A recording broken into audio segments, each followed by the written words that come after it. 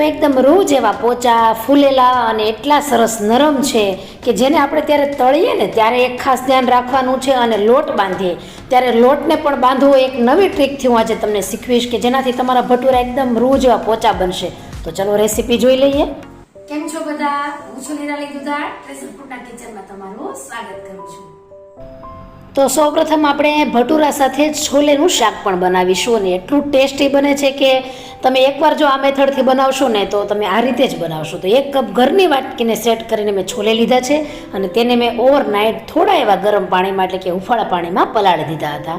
અને તમે જો દિવસે બનાવતા હોય તો સવારમાં તમે 4 થી 5 કલાક પલાળી દો તો બપોર થતાં તે પલળી જતા હોય છે. હવે તેને પ્રેશર કુકરમાં એડ કરીશું અને આપણે એક દાડમની છાલનો આવો કટકો લેવાનો છે કે 1 પીસીસ તેમાં એડ કરીશું, જેનાથી છોલેનો કલર એટલો સરસ આવશે અને તેના સ્વાદમાં પણ કોઈ ફેર નહીં પડે.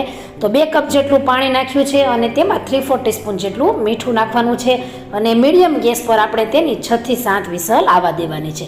તો વિસલ થાય છે ત્યાં સુધી ભટુરાનો લોટ બાંધીએ.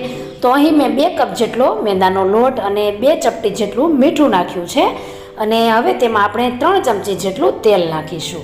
તો મીઠું અને તેલ આ 2 જ ઇન્ગ્રીડિયન્ટ્સ નાખી સરસ રીતે તેમાં મોણ અને મીઠું કરી લેવાના છે. તો હવે લોટમાં મીઠું થઈ જાય અને મોણ થઈ જાય ત્યારબાદ આપણે તેમાં એકદમ હુંફાળું હોય ને એવું પાણી, એકદમ ગરમ નહીં અને તમે નોર્મલ લઈ શકો પરંતુ એકદમ ગરમ નહીં, થોડું હુંફાળું એવું ગરમ પાણી લેવાનું અને જુઓ આવો ઢીલો લોટ બાંધવાનો છે. ખાસ ધ્યાન રાખજો કે હવે લોટ બાંધવાની મેથડમાં તમારે શું ધ્યાન રાખવાનું છે. તો આવો એક ઢીલો લોટ બાંધવાનો અને આવી રીતે તેને પછાડવાનો અને પછાડશો ને એટલે તેમાં છે ને એરિએશન થશે અને લોટ એટલો સરસ સોફ્ટ થશે. તો થોડી વાર આપણે 1 મિનિટ માટે પછાડીશું અને ત્યારબાદ આવી રીતે 1 મિનિટ માટે મસળવાનો છે. થોડી વાર લાગશે પણ ભટુરા તમે ખાશો ને તો ખુશ થઈ જશો. અને ત્યારબાદ જો મસળાઈ જાય ને ત્યારે તમે જોજો લોટ કેટલો લાંબો થઈ રહ્યો છે. પહેલાં સેજે લાંબો નહોતો થતો અને લાંબો થશે અને એકદમ મુલાયમ અને સોફ્ટ બની જશે. ત્યારબાદ આવી રીતે તેને નીચેના ભાગેથી પેક કરીને બોલ્સ બનાવી લેવાનો અને તેને આપણે એક બાઉલમાં મૂકી દેવાનો છે. અને જ્યાં સુધી આપણે તેને ફર્મેટ થવા દેવું હોય ત્યાં સુધી તેનું રિઝલ્ટ વધારે સરસ આવે છે. તો આપણે અહીં તેને 20 મિનિટ માટે ફર્મેટ થવા દેશું અને ત્યાં સુધી આપણે છોલે બનાવીએ. તો છોલે જુઓ સરસ રીતે બફાઈ ગયા છે અને તેનો કલર તમે જોઈ જુઓ કેટલો મસ્ત આવ્યો છે. નથી આપણે અહીં કોઈ ચાય પત્તી કે કોઈ પણ અધર મસાલા નાખ્યા, તેમ છતાંય જ્યારે તમે શાક બનાવશો ત્યારે એટલું મસ્ત બનશે. તો આવી રીતે છોલે તમારા બફાઈ જાય છે 6 થી 7 વિસલમાં અને દાડમનું જે આપણે સ્લાઇસ નાખી હતી તેને આપણે દૂર કરીશું. ત્યારબાદ એક પેન લેશું અને તેમાં 1/4 કપ જેટલું તેલ નાખીશું. તેલ ગરમ થતાં જ એક ડ્રાય લાલ મરચું નાખી દેવાનું છે, એક તમાલપત્ર, 3 લવિંગ નાખવાના છે, 3 નાના તજના ટુકડા નાખવાના છે, 1 કાળી એલચી નાખીશું અને 1 ચમચી જેટલું જીરું નાખી દેવાનું છે. અને એકદમ ધીમા ગેસ પર આ મસાલાને આપણે 15 થી 20 સેકન્ડ માટે સહેજવાર સોતે કરીશું. અને ત્યારબાદ મેં અહીં 2 મોટા ટમેટાની પ્યોરી બનાવી છે અને તેમાં આપણે અડધી ચમચી જેટલો હળદર પાવડર નાખીશું, 2 ચમચી જેટલું કશ્મીરી લાલ મરચું પાવડર નાખી દેવાનું છે અને 1/2 ટેબલ સ્પૂન જેટલો આપણે નાખીશું અહીં પાઉંભાજીનો મસાલો. અહીં મેં કોઈ છોલેનો મસાલો કે અધર મસાલા કોઈ યુઝ નથી કર્યા, તેમ છતાંય એટલું ટેસ્ટી બનશે. અને પાઉંભાજી મસાલાની જો રેસીપી તમારે જોવી હોય તો હું ડિસ્ક્રિપ્શન બોક્સમાં લિંક આપીશ, તમે ત્યાં ચેક કરી શકો છો. અને 1 મિનિટ માટે આપણે ટમેટાની પેસ્ટને આવી જ રીતે સાતળવાની છે અને તેની ઉપર તેલ રિલીઝ થાય ત્યારબાદ જે આપણે બાફેલા છોલે છે તેને પાણી સાથે તેમાં એડ કરીશું. અને અહીં મેં 1/4 કપ જેટલા કાજુ એટલે કે નંગમાં જોઈએ તો 20 થી 25 છે અને તેની સાથે મેં એક આદુનો ટુકડો અને એક તીખું મરચું તેની સાથે ગ્રાઇન્ડ કર્યું હતું અને 1/4 કપ જેટલું પાણી નાખીને તેની પેસ્ટ એડ કરીશું. અડધી ચમચી જેટલું મીઠું, 2 ચમચી જેટલી કસૂરી મેથી કે જેને હાથથી આપણે મસળીને નાખીશું. ખૂબ સરસ એકદમ આમ સિમ્પલી રીતે આ શાક બનાવશું તેમ છતાંય સ્વાદ તો એટલો સરસ છે. 1 ચમચી જેટલું ધાણા જીરું નાખીને એકદમ સરસ રીતે હવે તેને મિક્સ કરી લેવાનું છે.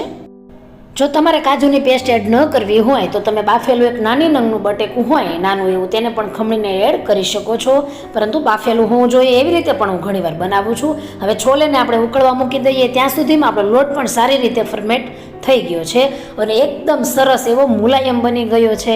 તમે જોઈ શકો છો એકદમ પોચો પોચો અને એકદમ મુલાયમ છે. હવે આ લોટને આપણે લેવાનો છે અને તેને હવે આપણે કઈ રીતે વણીશું એનું પણ એક ખાસ ધ્યાન રાખવાનું છે. લોટને આપણે થોડી વાર મસળી લેશું અને તેનો રોલ બનાવીશું. તમે જોઈ શકો છો કે કેટલો નરમ છે. અને જો આવી રીતે એક સરખા પીસીસ આપણે કરવાના છે. આવી રીતે હાથની અને અંગૂઠાની આંગળીની વચ્ચેથી તમે આવા દેશો એટલે એક સરખા તેના પીસીસ થશે અને ભટુરા પણ એક સરખા સાઇઝના થશે. આપણે ઓવરમાં તેને મસળવાનો નથી, તો તેનો ફક્ત રોલ કરીને આપણે આવા કટ કરવાના છે અને એક આવી રીતે બોલ્સ બનાવી તેના ભટુરા કરીશું. તો અહીં મેં મેંદાના લોટનું જ અટામણ લીધું છે. તેમાં આપણે આ લવાને લોટવાળો કરીને તેને વણીશું. અને વણવા માટે પણ એકદમ પતલું નથી કરવાનું, થોડું થીક રાખવાનું છે. જો પતલું કરીએ તો તળાતા તે ચવડ થઈ જતું હોય. તો આવી રીતે જુઓ, તેની આપણે જે કિનારી હોય તેને વણીશું એટલે તે થોડી પતલી રહે અને અંદરથી સહેજ જાડું રહે. તો આવું ભર્યું એટલે કે થોડું થીક હોય એવું જ ભટુરું વણીશું. અને ત્યારબાદ સાઈડમાં જોઈએ તો આપણા છોલે હતા તે સરસ રીતે કૂક થઈ ગયા છે. જો આવી રીતે તમારે રાઈસ સાથે ખાવા હોય તો આવી રીતે ગ્રેવી સાથે પણ ખાઈ શકો છો. અને તમે તેનું ટેક્સચર જોઈ શકો છો કેટલું મસ્ત આવી ગયું છે. એકદમ સરસ ખુશ્બુ એની તો એટલી સરસ ઘરમાં મહેકી રહી છે કે ખાવાનું મન થઈ જાય. તો હવે તેને આપણે 1 મિનિટ માટે ઢાંકીને કૂક કરીએ તો સરસ રીતે તેમાંથી તેલ રિલીઝ થશે. અને ભટુરા સાથે જો તમારે રસાવાળું ખાવું હોય તો રસો પણ તમે રાખી શકો, અને આવી રીતે થોડું ડ્રાય ખાવું હોય તો તમે ડ્રાય પણ ખાઈ શકો. હું અહીં થોડું એવું ડ્રાય બનાવી રહી છું કેમ કે મારા ઘરમાં એવું પસંદ છે.